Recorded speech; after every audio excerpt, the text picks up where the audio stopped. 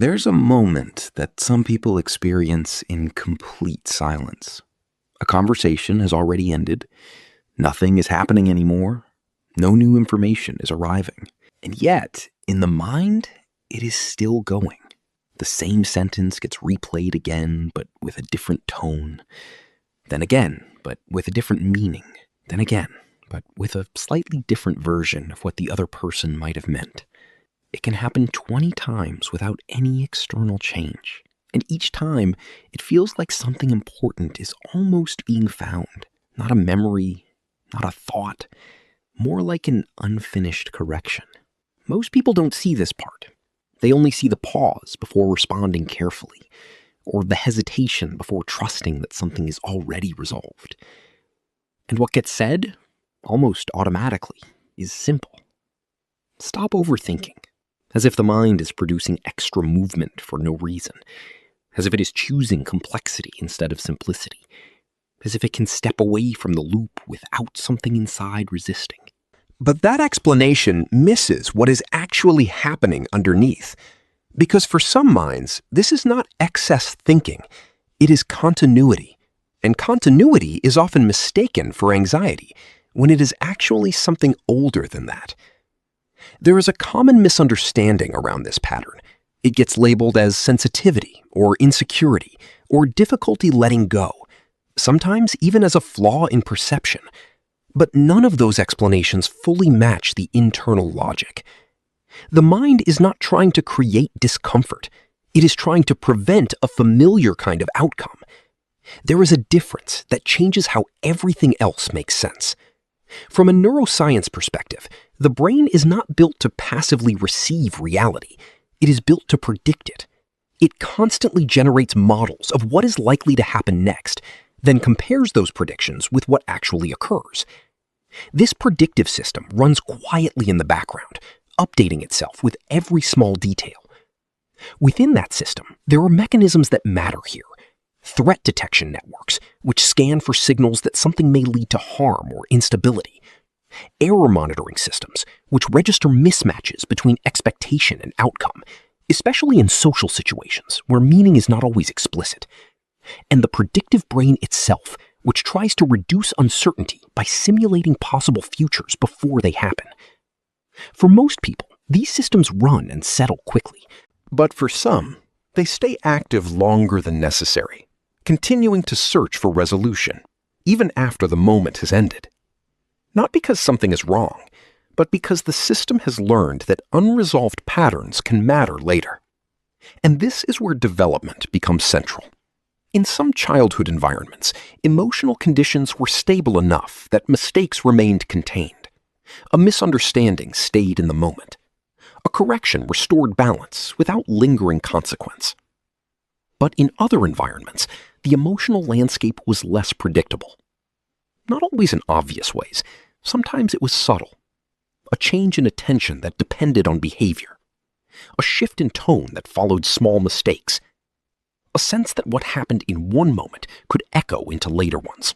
In that kind of environment, the nervous system does something very specific. It starts paying closer attention. Not because it wants control, but because it is trying to reduce uncertainty in a world where small signals sometimes carried larger meaning. Over time, this creates a learned pattern. Before speaking, the mind simulates possible responses. After speaking, it replays them. Not as obsession, but as evaluation. A way of checking whether something invisible was missed. This is not a personality preference. It is a survival adaptation that becomes internalized. And because it once served a purpose, it does not easily disappear, even when the environment changes. This is where misunderstanding begins from the outside. What they do not see is the function behind it. What psychology suggests is often labeled as rumination, is frequently a form of post-event processing, the brain reviewing social or emotional outcomes in order to learn from them and reduce future risk.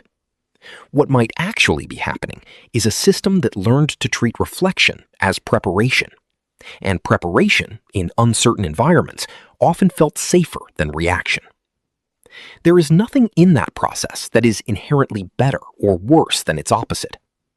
Different people develop different calibrations depending on what their nervous system had to adapt to. Some minds learn to move quickly through uncertainty. Others learn to stay with it longer because missing something once had consequences that were not easily reversible.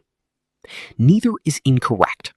They are responses to different histories of stability. And here is where a paradox quietly forms.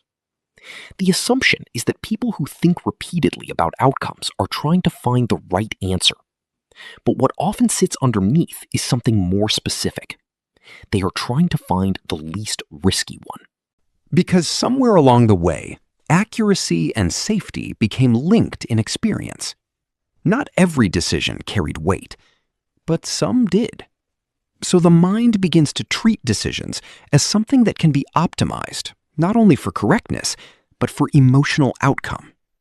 This creates a deeper layer of responsibility, where thinking is not just analysis, it becomes prevention. And that is where something important becomes visible.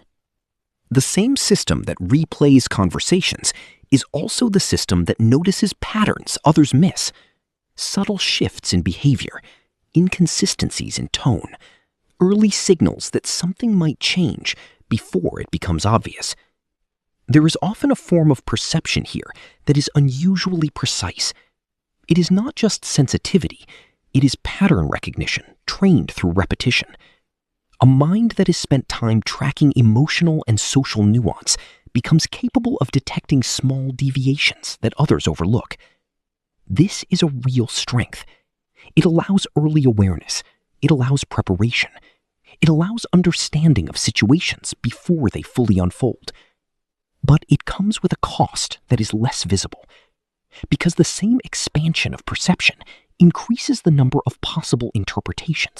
Every situation contains more branches, more possible meanings, more potential outcomes that require mental space to hold.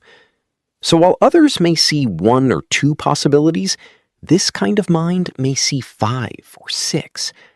Not because it is overcomplicating, but because it is registering more variables. And that creates a quiet imbalance. Awareness grows, but so does responsibility for that awareness. Even when nothing is required, the system remains slightly active, scanning for what might still need attention. Because at some point, staying ready was safer than not staying ready. And once that pattern is learned, it becomes internalized as a baseline state. This is the resolution that rarely gets said out loud. The mind learned that preparedness reduces uncertainty, so it stays prepared, even in moments where no preparation is actually needed. Not because it is stuck, but because it adapted to environments where readiness mattered more than relaxation. And that adaptation carries forward long after the original conditions have changed. There was nothing broken in that, nothing incorrect in how it formed, only a system that learned to prioritize stability through awareness. And when seen clearly, it becomes easier to understand why letting go of thought does not always feel like relief. Sometimes it feels like removing a safeguard, and that feeling is not imagined. It is remembered. Not in detail, but in pattern. And in that pattern, everything still makes sense. If any of this feels familiar, it rarely points to a problem with thinking itself. It points to something deeper, the way the nervous system once learned what it needed in order to feel safe.